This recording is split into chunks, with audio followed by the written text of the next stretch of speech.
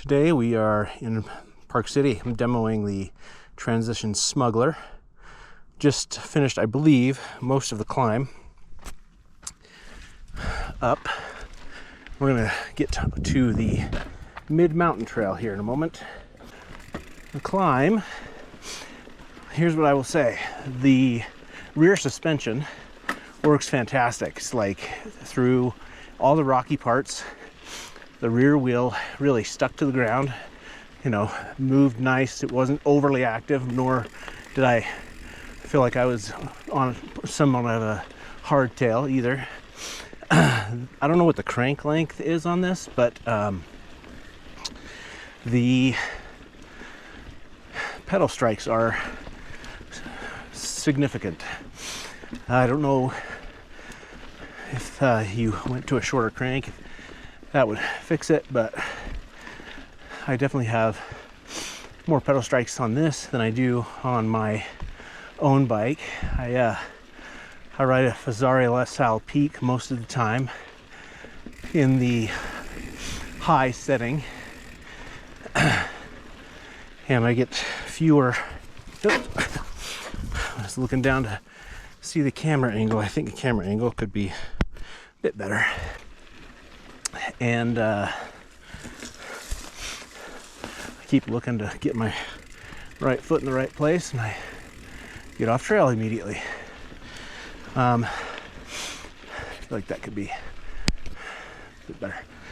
I get more pedal strikes I've had more pedal strikes with this than I think I would have with my own bike. I don't know when I was last on this particular trail. Oh, hey there. Thank you. Is that it? Yeah. But I thought I was done with the switchbacks. But it's very responsive when you put the pedals down. But yeah, the pedal strike, especially if you ride rocky technical stuff, which I do a fair amount of, that might get annoying. Maybe it could be fixed with a shorter crank length, I don't know. But comfortable riding position, handles well around corners on the upside in terms of going uphill, and like I said, when you put the pedals down, it seems to transfer the power quite nicely. All right, I think I'm gonna switch this off until I'm definitely at the top. All right, I believe we reached the top. Oh, that breeze feels nice. Right now we're headed down Mid Mountain. See how this behaves on the downhill side of things. So the build on this, I'm pretty sure, is just the entry-level model. It's Dior brakes, Dior shifters, but carbon frame. I have to say I'm pretty pleased. I imagine the Dior stuff is a little bit heavier, if we're being weight weenies, than higher end stuff, but shifts have been crisp.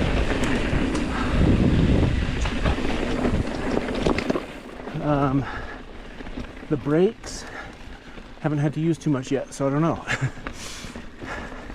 Hopefully they aren't plagued with what I understand the XT models are or have been, where the bite point just drifts everywhere, so you're never quite sure when you pull the lever where the brakes are going to bite.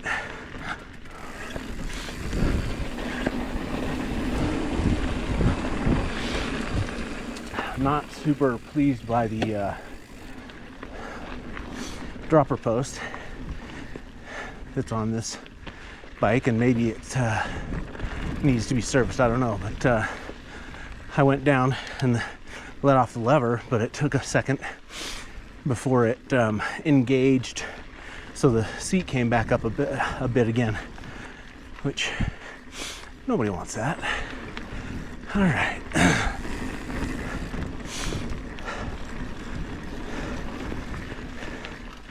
And a lot of semi-fresh cuts up here.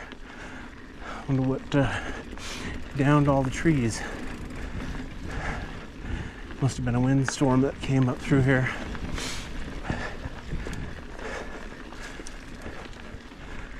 So I'm looking for a connector to a trail called Spiro. Pretty unfamiliar with this area. I come up to Park City only every once in a while because while there are a ton of trails, there are also a lot of people that make their way up here, and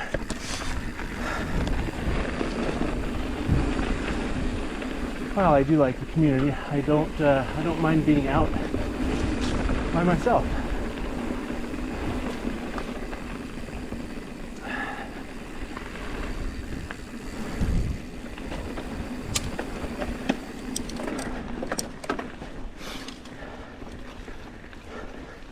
I will say this, I've SRAM on mine.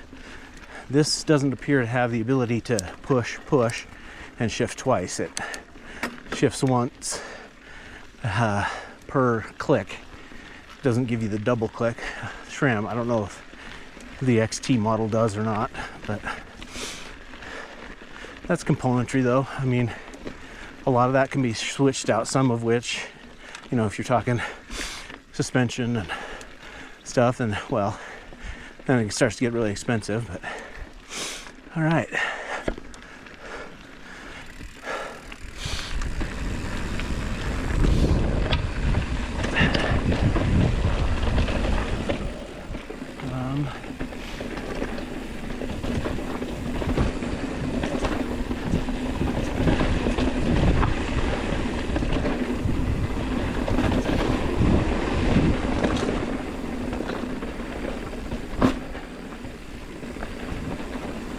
Noisy back end there.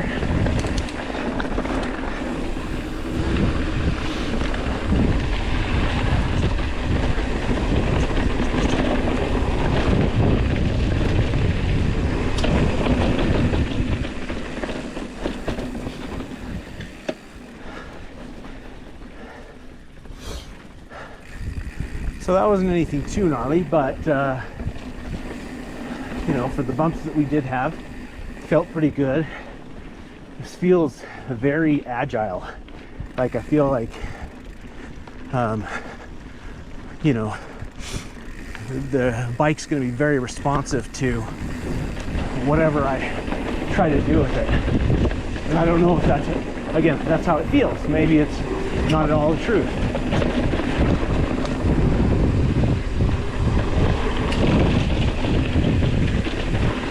I'll say this, the brakes are fine. You know, nothing like a code or something like that, but for the little bit that I've used them so far, they're fine.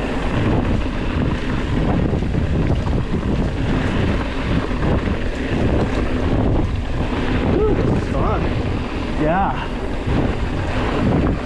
Like I said, this is smooth, but bike feels nice on it.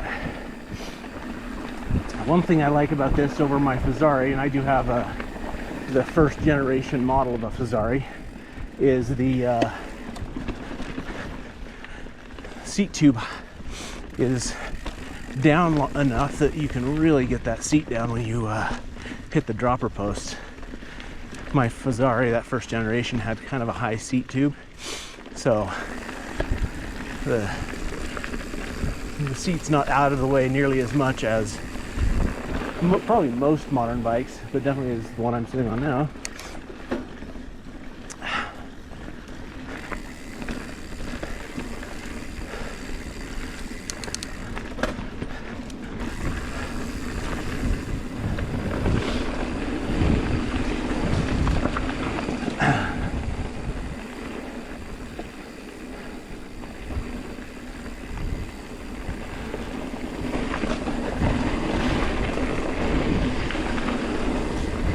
Kind of an overcast day today, so the temperatures are really nice.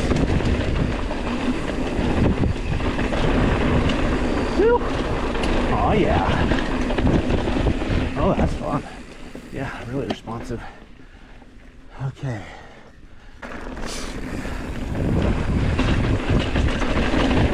Okay, there's a little more bumpiness. Yeah, this that suspension does really nice in that. Man, yeah, it is really responsive. I really do like that. Maybe that comes with the low bottom bracket in terms of the reason, like the trade-off is for that responsiveness or the control or whatever is you're gonna hit your bottom, or you're gonna hit your pedals when you're going through technical rocky stuff. Okay, I think the spiral goes on this for a bit and then it cuts over somewhere, so I gotta keep my eyes open for that.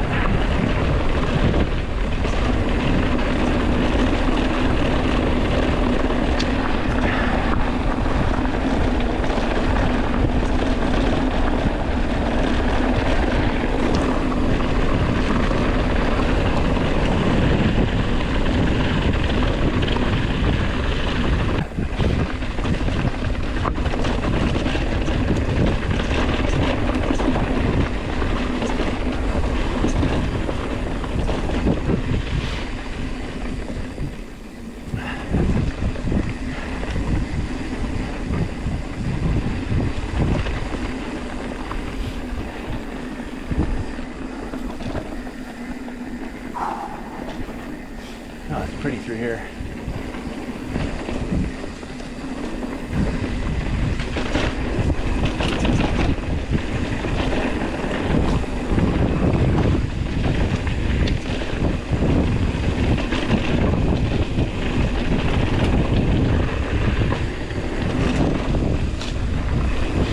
Those quakies that stick out. Thank you, just me. You gotta watch them. I've seen people coming through there and then their handlebar edge clips that and it spins their front tire and suddenly you're over the bars.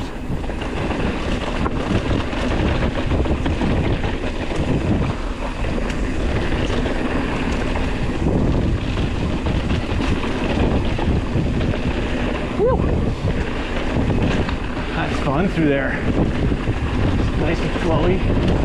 A little bit of washboard stuff. Again, even though this is entry level, I don't know what, there's a pike up front. I don't know which version it is, but the suspension's really handling even this kind of washboardy stuff quite nicely. Yeah, the brakes are not nearly what I would like in terms of responsiveness and strength.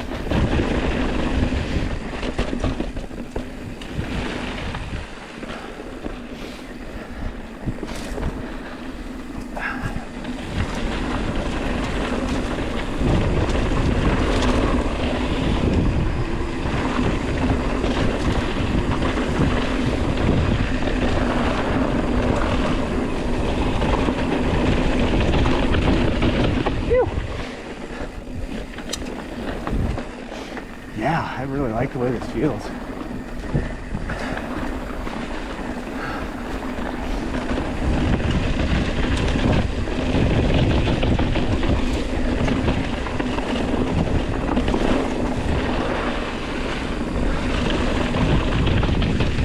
Oh, get on the trail. Almost got under the soft shoulder there. Ooh. Oh, little leaves changing here. Oh, my neck's done getting tired.